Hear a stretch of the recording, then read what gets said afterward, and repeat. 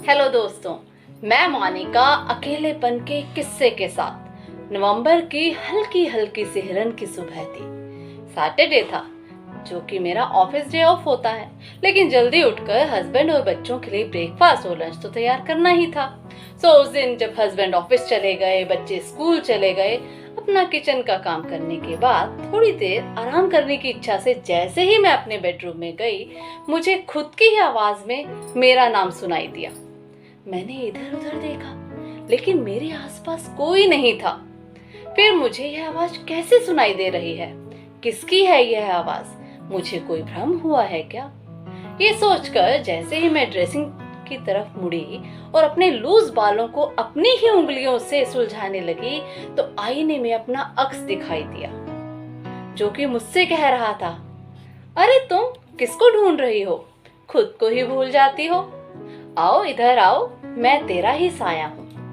मैंने उस अक्स से कहा, अरे तुम कौन हो? मुझे तो आईने में मेरी सूरत ही नजर आ रही है। अक्स ने मुझसे कहा, यही तो बात है, तू हर दिन सबसे मिलती है, परिवार से, रिश्तेदार से, जान पहचान वालों से, सभी से अपना सुख दुख आपस में बांटती हो। आखिर अपने दिल की बात तू किसी से नहीं करती? अपने ही अक्स से क्यों नहीं करती आज? आखिर मैं भी कोई अनजान नहीं हूँ, तेरा ही साया हूँ। मैंने अक्स से कहा, मेरे अनजान, मेरे हमसाए, आखिर तू ये बता, मैं तुझसे क्यों मिलूं और तुझसे क्या बातें करूं? मुझे तो कुछ समझ नहीं आ रहा है। मेरे अक्स ने कहा, मैं तुझे उपाय बताता हूँ। आज तू सभी काम छोड़कर सिर्फ मुझसे मिल, बातें कर, अपना अच्छा बुरा सुख दुख सब बता। शायद मैं तेरी खूबियां और खामियां सब बता सकूं, एक अच्छे सखा की तरह।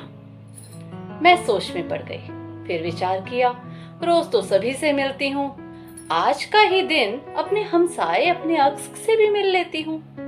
क्या फर्क पड़ता है? कभी कभी कुछ काम ऐसे भी करने चाहिए जो हमें एक अनुभव देते हैं। मैंने अपने अक्स से कहा, ठीक है, चल आज मैं सिर्फ तुम और मैं रहेंगे, आज का दिन सिर्फ तेरे नाम करती हूँ। सुनकर मेरा अक्स खुश हो गया और कहा, वाह, आज हम दोनों मिलेंगे और मजा आएगा। उसने कहा, सुनो, अभी तुम क्या महसूस कर रही हो? मुझे सच सच बताना।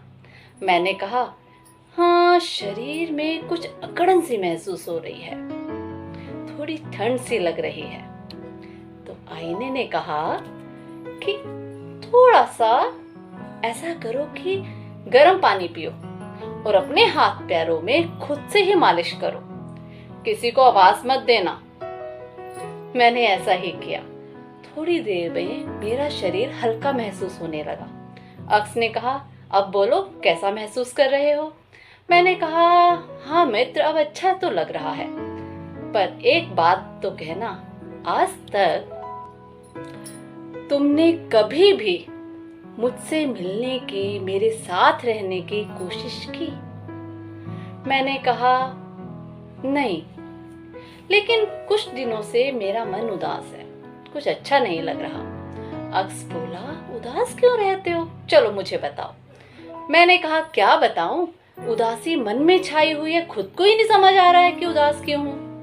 अक्स ने कहा, अच्छा चलो, आज एक एक्टिविटी करते हैं। तुम थोड़ी देर के लिए आंखें बंद करो, अपनी सांसों पर कंसंट्रेट करो और धीरे धीरे सांस लो और धीरे धीरे सांस छोड़ो। मैंने ऐसा ही किया। 10 मिनट बाद जब मैंने अपनी आंखें खोली तो खुद को हल्का भी महसूस किया। फिर अक्स बोला, कहो कैसा रहा ये अनुभव? मैंने कहा, हाँ अच्छा रहा, और सबसे अच्छी बात ये हुई कि मुझे मेरी उदासी का कारण भी समझ आ गया। हाँ, कुछ याद ऐसा आ रहा है कि कुछ दिन पहले मेरे बचपन की सखी से बात करने का बहुत मन हो रहा था। मैंने उसे फोन मिलाया और उससे बात की, लेकिन वो बहुत बिजी थी। उसने बात तो की, लेकिन उसकी बातों में वो अपनापन नहीं झलक रहा था। इसलिए मैंने भी कुछ इधर उधर की बात कर कर बात को खत्म कर दिया, लेकिन मेरे मन का भारीपन वैसा ही रहा। अक्स ने कहा, इतनी सी बात? हो सकता है तुम्हारी सखा वाकई बिजी हो, और हो सकता है जिंदगी में बहुत सारी परेशानियां होती हों और वो कुछ परेशान ही होगी, इसलिए तुमसे ठीक से बात नहीं कर पाई होगी। तुम एक काम करो, अपनी सखा को फिर से फोन लगाओ, उसका हाल चाल पूछो, उसके साथ बिताए हुए पलों को याद करो। तुम्हारा अभी तक साथ निभाने के लिए उसको धन्यवाद भी दो। प्यार दोगी तो प्यार भी मिलेगा। चलो ये सब करके तो देखो। मैंने अक्स से कहा, मित्र, तुम मेरे लिए कहीं से भी अनजाने नहीं हो, तुम तो वाकई मेरे हित की बात करते हो। मेरे दिमाग में तो ये बातें अभी तक आई ही नहीं थी। धन्यवाद मित्र, तुम्हारा बहुत बहुत धन्यवाद। अक्स ने कहा, मैं तो तुम्हारे साथ हमेशा से हूँ, तुम्हारा साया हूँ, तुमसे कभी जुदा हो ही नहीं सकता। हाँ, ये सच है कि तुम ही मुझसे मिलना नहीं चाहते। और मैंने कहा, जैसा कहा है वैसा करो और सचमुच तुम मन से खुशी पाओगे। सच में दोस्तों, मेरा पूरा दिन कैसे बीता पता ही नहीं चला। हाँ, एक बात और, उसने जाते हुए या रुखसत होने से पहले मुझसे कहा था, जब भी तुम्हें खुद से मिलना हो तो मुझे याद कर लेना, मैं तुम्हारे पास हमेशा मौजूद रहूंगा, मैं कोई गैर नहीं हूँ, अक्स हूँ तुम्हारा। तो दोस्तों, कहने का मतलब यह है कि हमें कभी कभी खुद से, अपनी आत्मा से भी मुलाकात कर लेनी चाहिए। और कभी कभी ही क्यों, विवेकानंद जी ने अपने कोट में कहा था कि दिन में एक बार अपने आप से बात करो, वरना तुम दुनिया के सबसे इम्पोर्टेंट आदमी से बात नहीं कर पाओगे। तो दोस्तों, इसी छोटे से मैसेज के साथ bye bye and take care. अपना ख्याल रखिएगा। धन्यवाद।